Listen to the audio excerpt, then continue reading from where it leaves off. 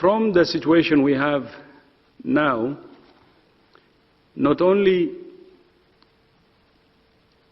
that we said we have been doing everything we can, but we will continue to do everything, day and night, like what we have been doing, to save lives. We don't want to waste time. Of course, when you're confronting with a new virus like this one, a very dangerous virus, let alone a dangerous and serious public enemy number one like this, we do regular assessments. So we will do our assessment, identifying the strengths and the weaknesses, and this is a tradition in WHO, and we will do that. This is what we call the after-action review.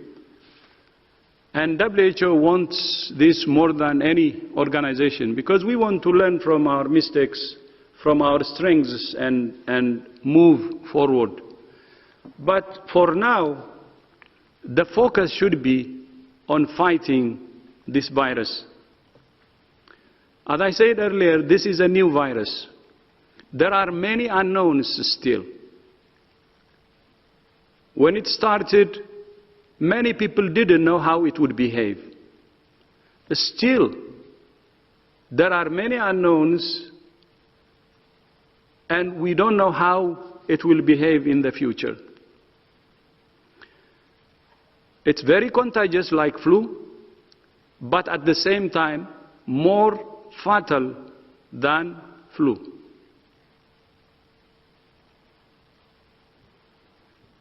And if you remember, that's why on February 11, we called it public enemy number one. This is 12, 13 days after we declared the global emergency.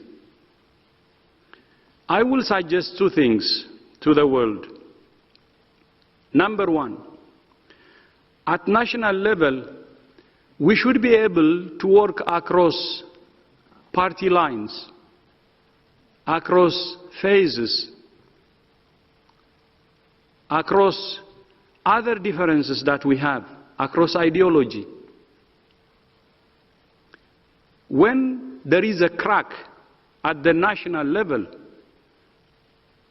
between political parties, between religious groups, or between other groups, that's when the virus gets a crack that it can exploit and defeat us. So number one is the national unity, working across party lines. I was a politician. I know how difficult this could be. I know it. Although it's difficult, it's the right thing to do. At the end of the day, the people belongs to all political parties. The focus of all political parties should be to save their people. Please don't politicize this virus. It exploits the differences you have at the national level. If you want to be exploited, and if you want to have many more body bags, then you do it. If you don't want many more body bags, then you refrain from politicizing it. My short message is, please quarantine politicizing COVID. The unity of your country will be very important to defeat this dangerous virus. Without unity, we assure you, even any country that may have a better system will be in trouble and more crisis. That's our message. Unity at national level. No politicizing. No need to use COVID to score political punches. No need. You have many other ways to prove yourselves, This is not the one to use for politics. It's like playing with fire. So more than ever before, national unity is important if we care about our people, if we care about our citizens. Please work across party lines, across ideology, across beliefs, across any differences for that matter. We need to behave. That's how we can defeat this virus. Second, global solidarity is very important. When national unity succeeds, global solidarity will be easier to form. I will tell you a story. This is in the 1960s, 1967 if I am not wrong, when the eradication of smallpox was launched, when the eradication of smallpox was declared. I was 2 years old because I was born in 1965. The former USSR and United States came together and agreed to eradicate smallpox and brought the whole world together with them. Do you remember that it was a Cold War era at that time? During the Cold War, the two nations, the former USSR and United States, came together to fight smallpox. It was killing 2 million people annually. 15 million infections annually. The world could not tolerate that kind of disaster. And even during the Cold War, the two powers agreed to fight smallpox together and brought the rest of the world together. Smallpox was eradicated in 10 years from then. And now, the United States and China should come together and fight this dangerous enemy. They should come together to fight it. And the rest of G20 should come together to fight it. And the rest of the world should come together to fight it. This virus is dangerous. We said it many times. It has the elements of a flu, very contagious, and it has the elements of SARS, fatal. We will have many body bags in front of us if we don't behave. When there are cracks at national level and global level, that's when the virus succeeds. For God's sake, we have lost more than 60,000 citizens of the world. Even 1% is precious, whether it's young or old. More than 1 million cases. What are we doing? Is this not enough? It's more than enough. Even the death of 1% is a disaster when we can prevent it. So my advice, 3 things. Please, unity at national level. No using COVID for political punches. And then second, honest solidarity at global level. And honest leadership from the US and China. Like the Cold War, we have less problems compared to Cold War. Those who have differences should join hands to fight it.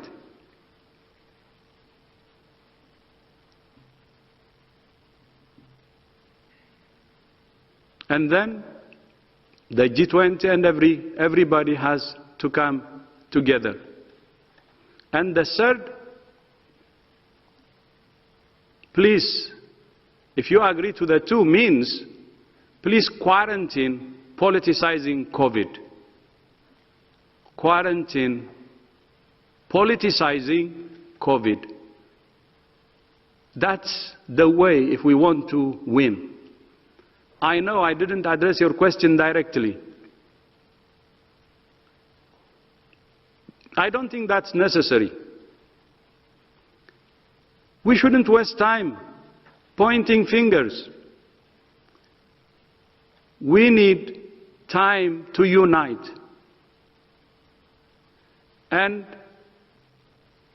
what I'm saying is not in vain. I have seen leaders who are preaching about this, many leaders for the last 3 months. I'm just joining them. And we can make it. Let's unite. Let's unite. Unity is the only option to defeat this virus. Lack of unity, please prepare. If you don't believe in unity and don't do unity, please prepare for the worst to come. The worst is yet to come if we don't rush to ensure the unity.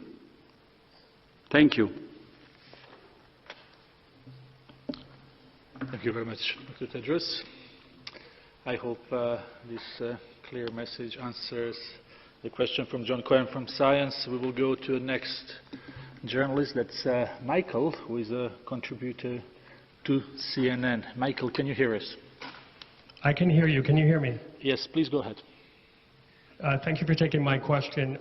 Without referencing the criticism from President Trump, you've already dealt with that, but I did want to ask Director General, sir, that when doing so in the midst of an unprecedented global emergency, when you do get criticism from world leaders, and perhaps President Trump won't be the last, does that really create a setback for you? I mean, I think we can argue that moral suasion, your moral authority is one of the most powerful, if not most powerful tools you have. But when that is eroded, does it make it more difficult for you to operate and save lives? And just very quickly, from the beginning, I remember you've been advocating travel and trade restrictions, and governments seem to have been ignoring that to a very big degree. Even here in Canada, we now have interprovincial restrictions. So if that happens, does that chip away at your moral authority? Thank you very much. I know that I am just an individual. Tedros is a dot in the whole universe. Issues targeted at me personally, I don't mind. I prefer to really focus on saving lives. I said it many times. We're losing people. Why would I care about being attacked when people are dying? Compare the two. We're losing lives every minute. Please remember, more than 60,000 deaths. I'm not sure if that number is accurate. I would expect that estimate that we have more deaths. Why would anyone in the right conscience think about his personal attack, ignoring the bigger challenge we're facing as humanity? My focus is saving lives. We don't do politics in WHO. We don't.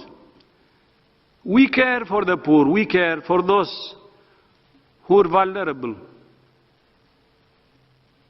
And we regret when we lose lives. That's where we should focus. I am an individual. I'm no better than anyone who is suffering from COVID. I don't care who says what about me. I would prefer to focus on saving lives. No time to waste.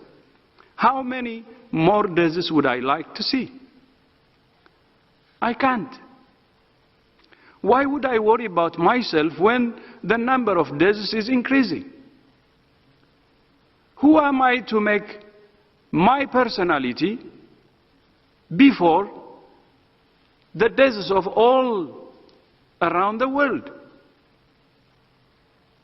That's why I said, maybe you have followed my Twitter messages, humility.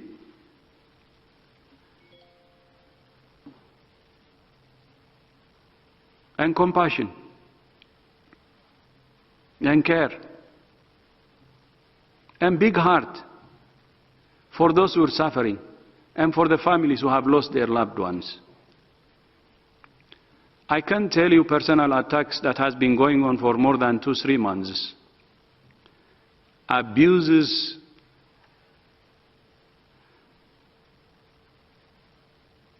or racist comments, giving me names, black or negro. I'm proud of being black or proud of being negro, because that negro is black, black is black, and I'm proud. I don't care, to be honest. And thank you for asking that question. Maybe for the first time I would make this public. Even death threat, I don't give a damn, because it's personally targeted to me. 3 months in the same situation. What makes me sad is, I said it last presser, when the whole black community was insulted, when Africa was insulted, then I don't tolerate. Then I say people are crossing the line. When it's personal, even death threat, I didn't care. I didn't even respond. When as community people start to insult us, that's enough. That's enough. We cannot tolerate that. But since I don't have any inferiority complex when I am personally affected or attacked by racial slurs, I don't care, because I am a very proud black person or negro. I don't care being called even negro. I am. That's what came from some quarters. And if you want me to be specific, 3 months ago, this attack came from Taiwan. We need to be honest. I will be straight today. From Taiwan. And Taiwan, the foreign ministry or so, they know the campaign. They didn't dissociate themselves. They even started criticizing me in the middle of all that insult and slur. But I didn't care. 3 months. I say it today because it's enough. But still, they can continue. I don't care. Because what I care is when humanity is insulted, when we don't care, when we have more than 60,000 body bags.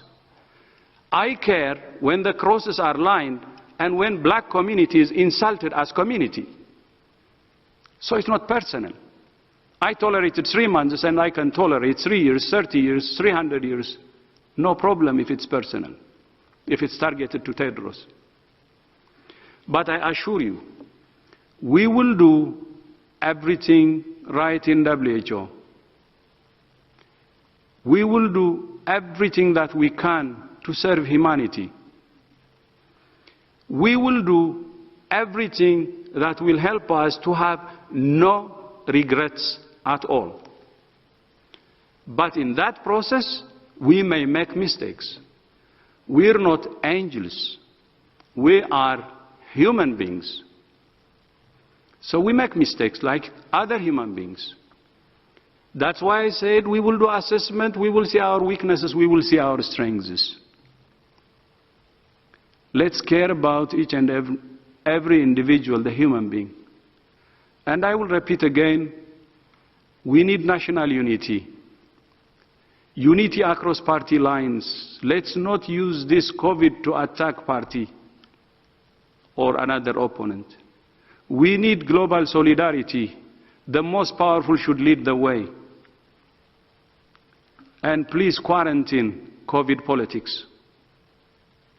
That's what we want. We don't care about personal attack. We don't. We care about the life passing every single minute unnecessarily because we couldn't unite to fight this virus and because we're not understanding the power of unity to fight a common enemy. There is a very clear line, a fight between humanity and this virus. That's it. That's what we should use to fight and win. Thank you. Do we have Deborah from Sky? Yes. Please go ahead.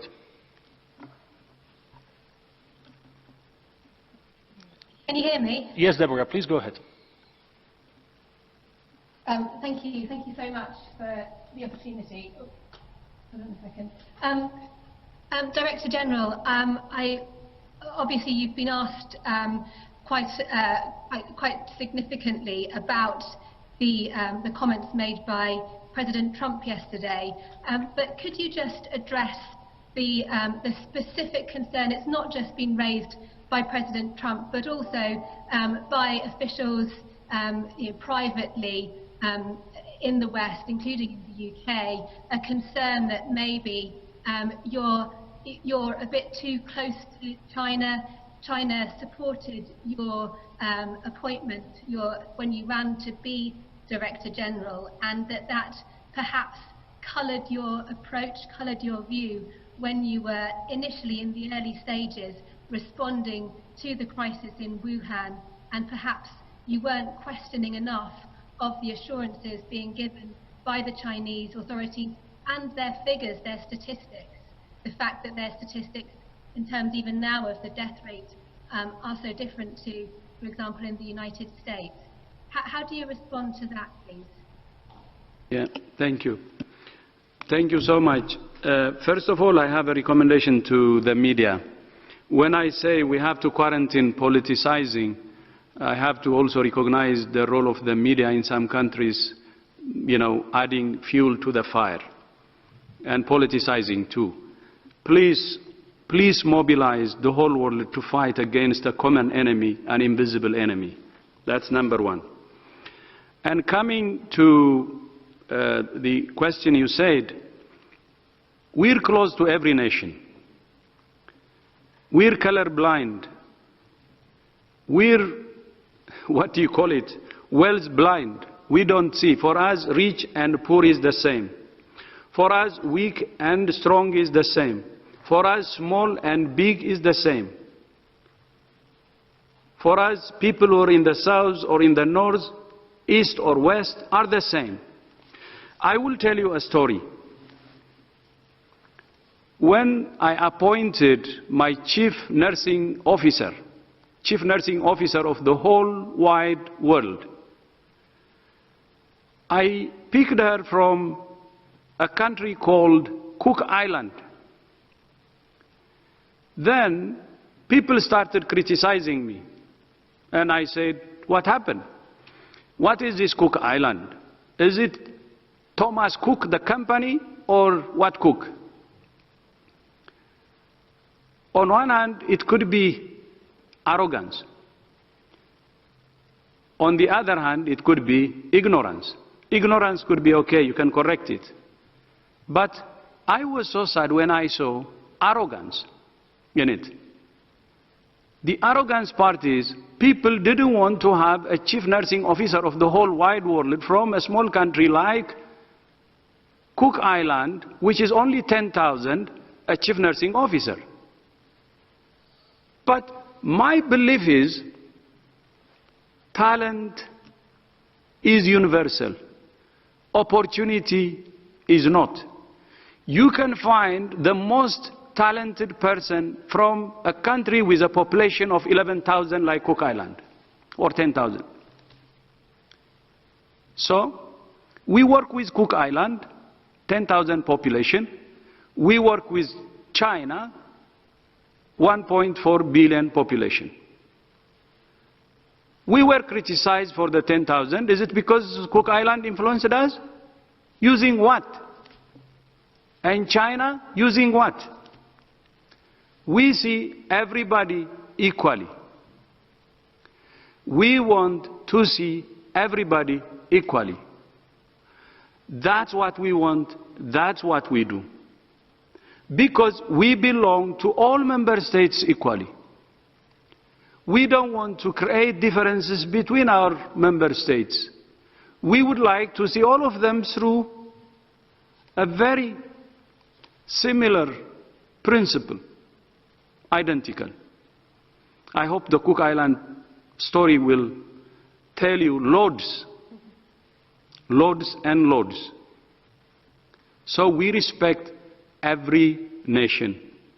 We work with every nation. We try to understand the problems with every nation. We try to help them understand the root cause of the challenges and help them. The most important thing is that. And we see the whole world equally. And I assure you of that. And then I said, we will do assessments. If there is any wrongdoing, you will see it. The time will come when all players check what they have done well and what they have screwed. Not only WHO, all players. And then build on our strengths and improve our weaknesses, focusing on the issues,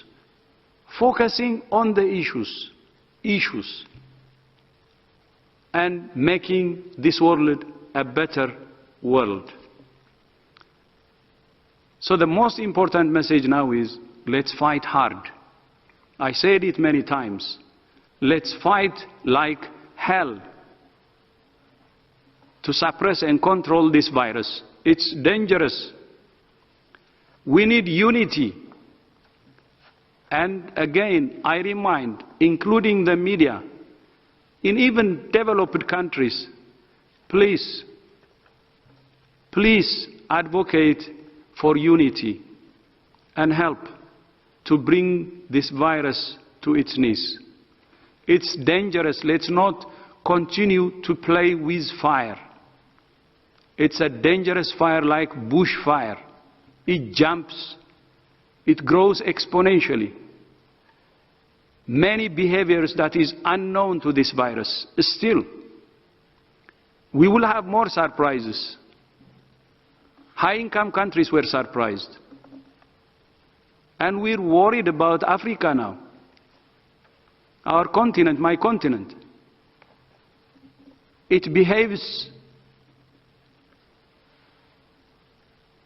in a way that sometimes we don't know because it's a new virus.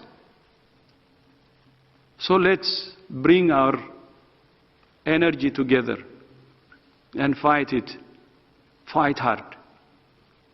And with that unity, with unity and human spirit, it can be defeated. Otherwise, with the way we're doing now, I think we will regret it.